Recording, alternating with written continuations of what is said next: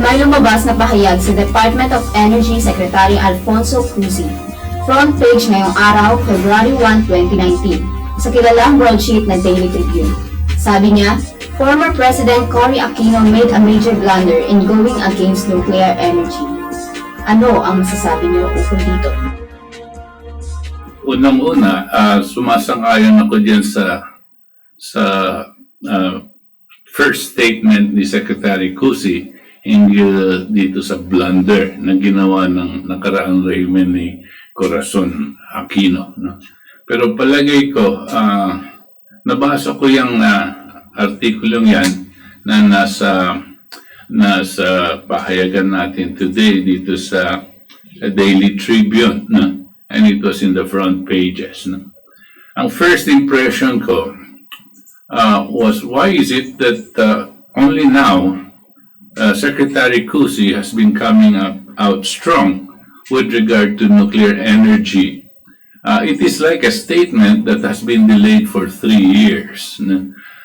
He's been there for 3 years, and why is he only saying this on 3 years after, and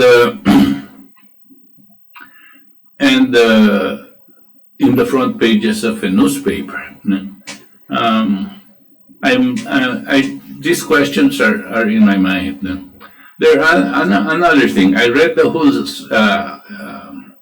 article at nakita ko na isang beses, although he referred to Corazon Aquino as having committed the blunder not starting a nuclear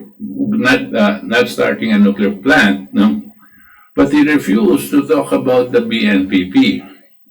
The BNPP, the Bataan Nuclear Power Plant, is an object of review and scrutiny by different scientific organizations. In 2017, I think, yes, in 2017, a whole team of South Korean scientists went there and examined it, and they came up with a conclusion that the BNPP is workable and can be rehabilitated at the cost of about $1 billion, no? And that this plant can be restarted and producing electricity within 12 months to 18 months from the time we start.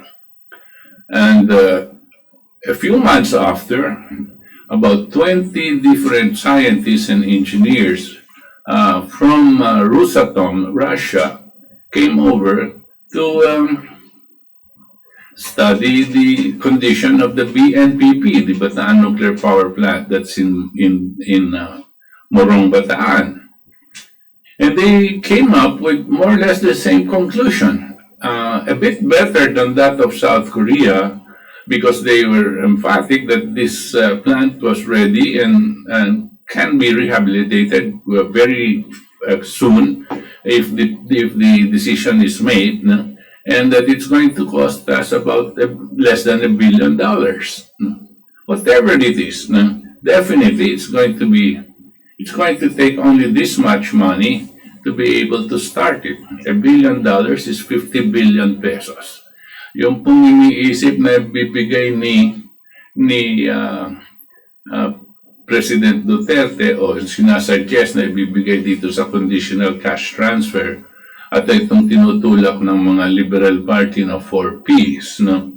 Ang iniisip po nila, magbigay ng dole-outs, parang limos na binibigay po natin sa ating mga mamamayan na 87 billion pesos a year. No? Ito pong nuclear power plant, pag napa-under po natin within 12 to 18 months at a cost of 50 billion pesos, no? Ano pong mangyayari? Yan pong nuclear power plant magbibigay po ng malaking kaginhawaan, no? At malaking tulong dito sa pagbababa ng ating kuryente sa Pilipinas, no? At siguradong sigurado ang maitutulong po sa ating mamamayan ay higit pa dito sa sinasabi nilang 4Ps na gusto nilang ipamigay at ipamudmod dito sa ating mga mamamayan. Ang Liberal Party pinipilit itong 4Ps at inaanunsyo nila yan, pamumulitika. Parang sinasabi nila sa taong bayan habang nangangampanya sila, bibigyan namin kayo nitong at itutulak namin itong panukalang batas na ito para mabigyan kayong pera, no? Period, no? Para mabigyan kayong tulong. Pero yung kinakailangan talaga, which is energy, na makakatulong po sa buong bayan, mas marami pa po matutulungan yan kisa sa 4Ps, no? Hindi nila pinag-uusapan. Balik po natin dito kay Secretary Cusi. Ito pong sinasabi niya, ni isang beses dun sa buong article niya, ito po nasa aking pong harap dito, ay ni isang beses. Hindi niya sinasabi ang rehabilitation ng Bataan Nuclear Power Plant. Bakit po? Dapat tanungin po natin siya dyan. No? Kasi po, ang nasa kanyang isip, magtatayo sila ng siguro bagong nuclear power plant. At ang isang bagong nuclear power plant will cost us between 7 to 8 billion dollars. No? At ang iniisip niya, ang papasok dito ang pribado sektor. Ang iniisip po natin, hindi pribado sektor ang papasok dito sa nuclear power plant. Ang iniisip po natin, pag nabuhay po natin yung Bataan Nuclear Power Plant, gobyerno po ang hahawak niyan. Sa makatuwid, ang gobyerno hindi pagkikitaan ang taong bayan. At pag pinasok nila ang kuryenteng gagawin nito dito sa tinatawag nating grid, hahatakin pong pababa ang halaga ng kuryenteng binabayaran natin. It will pull down the cost of electricity that we are paying. This, Mr. Cusi, it does not want. Why? Because he wants to protect the interest of the oligarchy, the private sector that are being protected by the EPIRA law. Yang pong EPIRA law, it's an Energy Reform Act. Yang pong Energy Reform Act ay isang batas na napakasama and immoral. Because ang ginawa po dito, nung naitulak itong batas na ito ni Fidel Ramos, binigay niya yung buong energy sector sa oligarko. At binigyan niya ng pagkakataon itong mga oligarko, kumita po sa ating kuryente. Alam niyo po, ang binabayad nating kuryente ngayon is the highest in the world. We're paying close to 24 US cents per kilowatt hour. Ang binabayaran po ng mga ordinary citizens sa US, sa Amerika, is only 12 US cents per kilowatt hour. Where the ordinary citizen in America earns 30 times more than the ordinary citizen in the Philippines. Kanya yung pong bigat ng kanilang kuryente, the burden of electricity cost in the US is only 3% of what they earn. Whereas here in the Philippines, the burden of electricity cost goes all the way up to 25% of what our ordinary citizen earns. It is an immoral law. Why? Because the whole energy sector was given to the private sector. Mismo si Cusi ang nagsasabi, all over the world, the cost of electricity has gone up from, in the last 20 years, by something like 46% all over the world. Pero dito po sa Pilipinas, ang sinasabi niya po dito, in the last 20 years, tumaas po yung ating pagbabayad sa kuryente by something like close to 400%. Can you imagine that? 460%. Yan po ang mismong sinasabi ni Cusi. And that 460% pagtaas ng kuryente, karamihan pong tinatamaan yan, no, ay ang mamamayan. Kasama na rin siyempre tinatamaan ang mga pangangalakal. All the businesses are being hit this. How in the world can manufacturing even start in the Philippines if the cost of energy is this high compared to the rest of the world? And we're talking in dollar terms. We're not talking in peso terms. Yan pong 460% na yan can be compared to the 46% all over the world ang pagtaas ng halaga ng kuryente in the past 20 years. Pero tayo po in the past 20 years, 460%. Ito dapat ang tuunan ng pansin ni Mr. Cusi. Yang pong EPIRA law will have to be reviewed and if necessary, has to be repealed. Or else, our people are gonna die. And they will continue to die. And more will die. Because pag binigay na itong nuclear energies na sinasuggest niya, papasukan daw ng pribado sector ulit, yung nuclear energy, at sila na naman ang mamamahala. Kala niyo ba bababa ang halaga ng kuryente? Lalaki pa ang halaga ng kuryente. At tayo pong mga mamamayan ang mahihiraman. The fact that he is quiet about the EPIRA law, the fact that he is quiet about Bataan Nuclear Power Plant is very, very clear to us that there is something else that Mr. Cusi is planning. And I am apprehensive with this development. I am happy that this nuclear energy is now coming to the fore.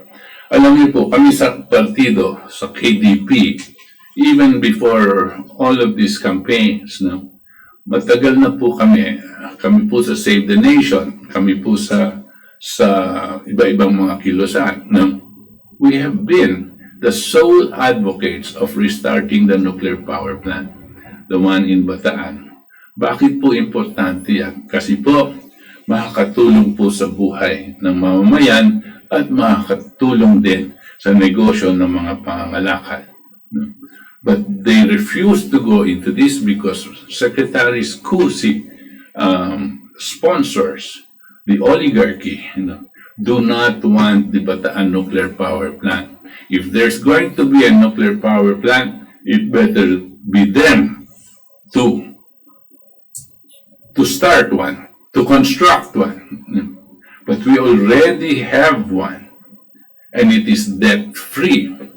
Wala pong utang na, bayad na po natin yung utang na yan. Kanya po kami dito, nagkaroon po kaming isang organisasyon, ang tawag po namin dito ay Renaissance Philippines. Ito pong grupo namin na ito, ay gumawa ng isang parang project study. Dahil hiningi po ito ni Secretary Cusi noon pong 2016. Kaka-elect pa lang po ni Presidente Duterte at naatasan si Secretary Cusi maging Energy Secretary. At narinig na po ang inyong lingkod at mga iba pang mga kasama natin nagde-deliberate dito sa IAEA conference, dito sa hotel sa Ross Boulevard, there was an international conference there at narinig niya po ang posisyon natin hinggil sa nuclear power plant sa Bataan. At that time he has not visited it. And when he heard us, he requested us to submit a study which he gave us about 30 days to complete because he wanted to give it to the president because they were going to to China to ask for loans. So nagkaroon po kami ng 30-day deadline and we submitted what to us was a very good study. And that study indicated and said that we can come out with a nuclear energy development program that's not going to cost the country a single cent. Hindi po tayo gagastos dito. Bakit po? Kasi po yung Bataan Nuclear Power Plant, wala na pong utang. Kakayanin po natin, imbitahin ang gumawa ng nuclear power plant, yung Westinghouse, at sasabihin natin sa kanila, ayusin nyo yan, paandarin ninyo. Ang estimate po namin, ang babayaran dyan, $1 billion na investment nila. So aayusin nila, sila ang gagastos. Ayusin nila, patakbuhin nila. Dahil papatakbuhin nila, pero hindi sa kanila yan, sa atin yon. Pag pinatakbo nila, kailangan mabalik sa kanila yung 1 billion. So babawasan nila sa pamamagitan ng isang period, yung kikitain nila yun. Kayang-kaya po yun, in 1 or 2 years, bawing-bawi na po sila doon sa kanilang ibalagay na pera. Ngayon, yung kuryente, isasali natin yan sa national grid. At kikita po itong Bataan Nuclear Power Plant. Yung kinikita po ng Bataan Nuclear Power Plant, siya po ang gagamitin pangpatayo sa pangalawang nuclear power plant. At yung nuclear power plant na yon, mas mura at mas maliit, but also equally efficient.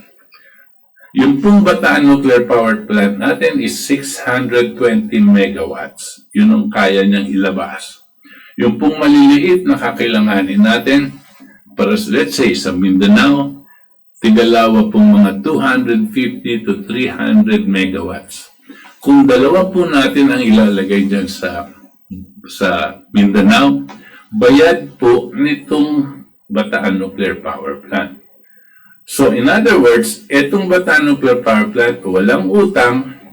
Yung gagawin mong dalawa sa Mindanao, wala rin utang, no? Matatapos natin yan sa pamamagitan ng 2 years. After 2 years, you now have 2 or 3 nuclear power plants. These 3 nuclear power plants, walang utang kasi binayaran po ng natin sarili. So these 3 nuclear power plants will generate money again to put up another 3 nuclear power plants. So in a very short period, you will have 6 nuclear power plants. And in a span of 6 or 7 years, you probably can have 10 nuclear power plants at no cost to the government. Yan po ang aming proposal. Ang gumawa po nitong studying to, ang Renaissance Philippines. Gumawa po tayo ng paraan na sana mapadala ito sa opisina ng Presidente. Tumanggap po kami ng sulat from the Office of the President na yung aming proposal pinadala po sa 2 ahensya. Ahensya po ni Media Aldea, Executive Secretary, at ahensya din ni Secretary Cusi. Ito pong 2 ahensyang to, after repeated requests to see Mr. Cusi and to see Mr. Medialdea, di po nila kami pinansin. Despite the fact that we said the Office of the President had requested for us to see you with regard to this matter. Si Mr. Cusi po ayaw kaming kausapin dahil alam niya na siya ang humingi ng studying yan. At ang hinihingi lang namin sa kanya, i-acknowledge niya na natanggap niya yung study niya. Ayaw nilang i-acknowledge. Yung pong mga pinaharap niya sa amin, yung pong mga undersecretary niya, na walang ginawa kundi bulahin lang kami. Kanya po galit na galit kami. Hindi naman po pang sarili ang gusto namin. Gusto lang namin makatulong sa taong bayan. Gusto lang namin guminhawa ang buhay ng mga mamayan. Pero palagi ko pong sinasabi, naniniwala kami kay Presidente Duterte. Ang kanyang puso ay para sa kapakanan ng mamamayang Pilipino. Ang kanyang tapang ay gagamitin niya para protektahan ang pamilyang Pilipino. Ngunit, ang pinakaproblema po ng ating mahal na Pangulo ay ang kanyang miyembro ng mga kabinete. Ang puso nila ay wala po sa kapakanan ng taong bayan. Ang puso nila ay pangsarili. At ang kanilang inaatupag ngayon kung paano nilang papasiyahin ang tunay na amo nila, itong mga oligarko. Pag-isipan po nating mabuti. Maraming salamat po. Katipunan ng Demokratikong Pilipino. Tatlong pangunahing issue. Dayaan sa eleksyon dahil sa Smartmatic. Dengvaksya, genocidal scam.